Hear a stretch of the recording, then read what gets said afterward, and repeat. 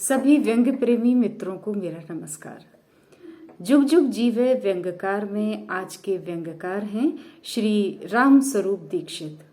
आइए सुने इनका लिखा व्यंग्य एडमिन की छींक। दवा की दुकान पर लेखक नुमा लोगों की भीड़ लगी हुई थी। सबके सब अपने लिए जुकाम की दवा मांग रहे थे। सबके सब पहले दवा लेने के चक्कर में एक दूसरे पर गिर गिर पड़ रहे थे। लेखक थे तो गिरने का अच्छा खासा अभ्यास था। लेखन में तो गिर ही रहे थे, जीवन में भी गिरने लगे थे। पीव और खखार में लिथड़े किसी पुरस्कार के टुकड़े को उठाने के लिए वे गिर गिर पड़ते थे। यहाँ तो गिरने के बाद कुछ और बचे गिरने को गिराने के लिए ही आए थे। दरअसल वे पूरी तरह गिर जाना चाहते थे। लोग तो कब का इन्हें अपनी नजरों से गिरा चुके थे, आज ये खुद अपनी नजरों में गिर जाना चाहते थे। दुकानदार बोला, थोड़ा सोशल डिस्टेंसिंग बनाकर चलिए। बताइए कब से जुकाम है आपको? सब एक साथ बोले, नहीं, हम में से किसी को भी जुकाम नहीं है। फिर आप लोग जुकाम की दवा लेने क्यों आए हैं?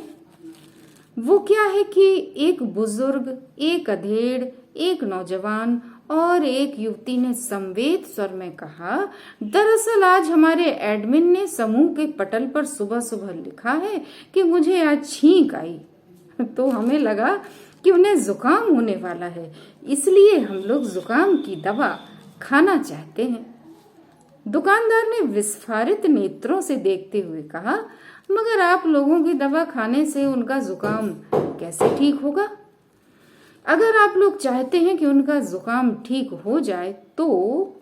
दुकानदार अपनी बात पूरी भी न कर सका कि सब बोले, अरे भाई, उनका जुकाम ठीक हो या ना हो, हमें इससे कोई लेना देना नहीं। उन्हें जुकाम क्या, कोरोना हो जाए तो भी हमें मतलब नहीं। बस हमें तो जुकाम की दवा लेते हुए अपनी फोटो समूह में डालना है, जिससे उन्हें भ्रम हो जाए कि हम उन्हें लेकर कितने चिंतित हैं। समूह में बने रहने के लिए एडमिन को खुश रखना जरूरी है।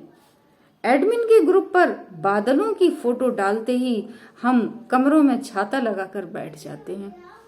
एक बार एडमिन ने पोस्ट डाली कि उनकी बच्ची घर के दरवाजे पर फिसल गई, तो हमने अपनी बेटियों के पैरों में प्लास्टर चढ़वा दिए। हमारी बच्चियां खूब रोई गाईं कि ये हमारे साथ क्या हो रहा है, पर हमने उनकी एक न सुनी। बेचारी बच्चियां क्या जाने अपने माता पिता की मजबूरी। ग्रुप में एडमिन का चहेता बने रहने के लिए क्या क्या नहीं करना पड़ता। एक बार एडमिन ने चुहलबाजी करते हुए ग्रुप में एक ऐसी फोटो डाली जिसमें वे अपनी पत्नी के सामने झुके हुए दिख रहे थे।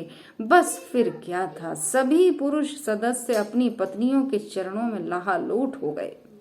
पत्नियां अपने पतियों के इस बेतुके व्यवहार को देखकर घबरा गईं। कुछ तो तेजी से पीछे हटने के चक्कर में गिर भी गईं, पर पति उनके पैर छूते हुए एक तस्वीर लेने में कामयाब हो गए। देखते ही देखते पटल पर पत्नी के पैर छूती तस्वीरों की बाढ़ आ गई। एक दिन एडमिन ने कहा कि आज उनका मूड बहुत अच्छा है और वे खुलकर हंसना चाहते हैं। आप लोग भी अपनी कोई हंसती हुई फोटो यहाँ शेयर करें।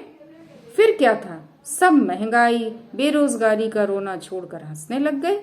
बेरोजगार बेटे की नौकरी न लग पाने और विवाह योग पुत्री के हाथ पीले न कर पाने को लेकर चिंतित लोग भी अपनी हंसती हुई सेल्फी लेकर पटल पर डालने लगे। कुछ की हंसी देख उन पर रोने का मन कर रहा था। भैया तुम क्या जानो हम लेखकों का दर्द।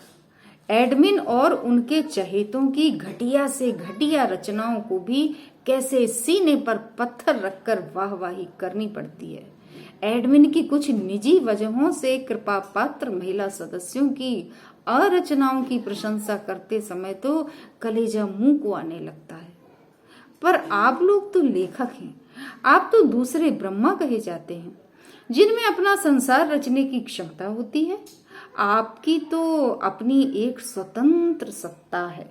आपको समूह में रहने की क्या जरूरत? क्या समूह आपको लेखक बनाते हैं? यह कोई नई तकनीक है क्या लेखन की, या कोई नया ट्रेंड है? भैया अब तुम्हें क्या बताएं, आज समूह में रहे बिना लेखक बने रहना मुश्किल है। अगर आप समूह में नहीं तो कितना भी लिखते रहो, तुम्हें कोई लेखक मानने को तैयार नहीं।